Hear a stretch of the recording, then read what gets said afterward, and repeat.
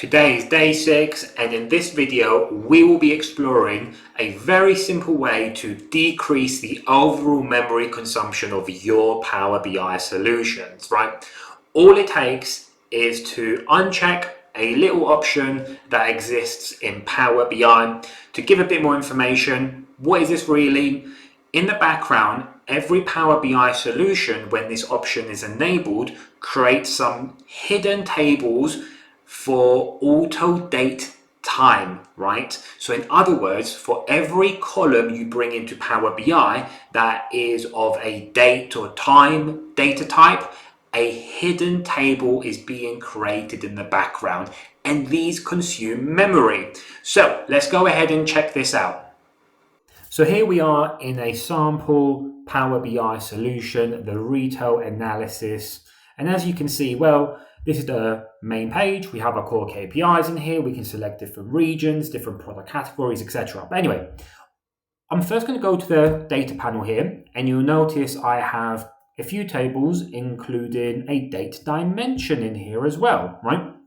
Now, how do we turn off these auto date time tables? Well, go to settings here in the bottom right.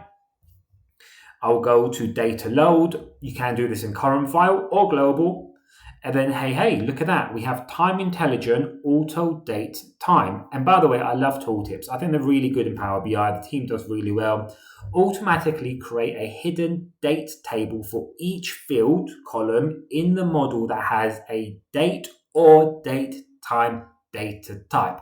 How good is that? By unchecking this option here, all these hidden tables will be removed from your solution and decrease the overall memory consumption. Now, before I actually go ahead and click this, I am going to show you how do you identify these, because you can't see them in here, right? Go to external tools, DAX Studio. You must have DAX Studio installed for this. Now, DAX Studio is opening up. It is making a connection directly to that Power BI solution because I've opened it up directly from there. And look at this.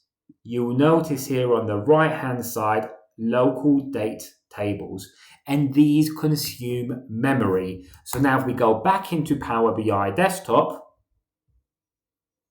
and we go to current file or data load and uncheck this, okay, that. We go back into DAX Studio, voila, they have disappeared, decreased the overall memory consumption. Now, just a few things to keep in mind. When you remove these, best practice from a data modeling perspective, please do have a date or calendar dimension or table, in other words, right? What these are useful for, it automatically creates a hierarchy in every date or date time column. But if you have a single calendar table, that will be the right way to go, of course. So hopefully you enjoyed this. Be sure to come back tomorrow because we will be exploring DAX Studio in a bit more detail. But this time we will be looking at how you can identify the true memory consumption. And here's the thing, you should not be looking at size on File Explorer. So see you tomorrow.